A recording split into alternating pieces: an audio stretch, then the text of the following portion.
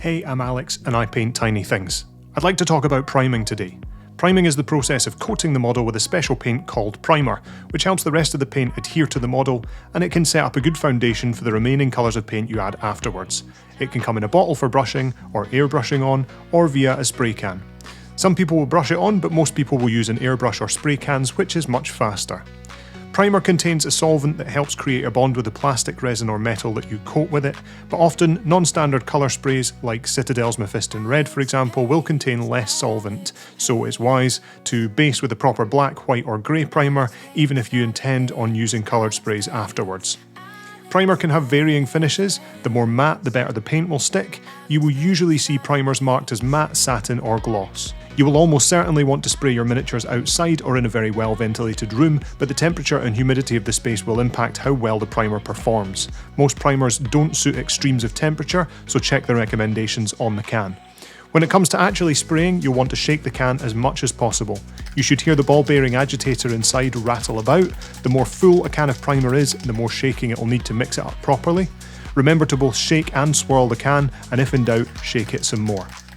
Mount your model on something which will allow you to move it around easily without touching it. I used to use sticky tack to attach the model to a piece of cardboard, and nowadays I pin my models to small pieces of cork.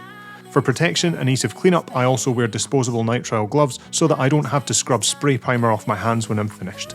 Once ready to spray, you'll want to spray from a distance of around 8 to 15 inches. Any further away and the paint will start to dry before it hits the model and you'll get unwanted texture. Any closer and it's going to start building up in the gaps and you'll lose detail or have too thick a coat. As you spray, you can shift the model around and make sure you've coated the model with short bursts from all angles. I move the spray can back and forth and up and down, shifting the model each time. Spray across the Mini, starting and stopping the spray when it's not pointing at the model. This stops splatter hitting the Mini as you press or release the nozzle. Once you're confident you've coated most of it with reasonable coverage, you'll be good to go.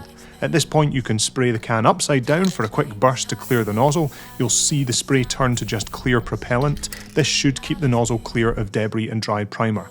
There are a couple more advanced techniques you might want to employ, which I'll cover in a separate video, where you can spray darker from underneath and lighter from above to achieve what's called zenithal highlighting, but generally that's it for priming your miniatures, and the next step in your process is going to be waiting for that to dry and then base coating or adding your base layers. I'll cover base coating in the next video in this series, so keep an eye out for that.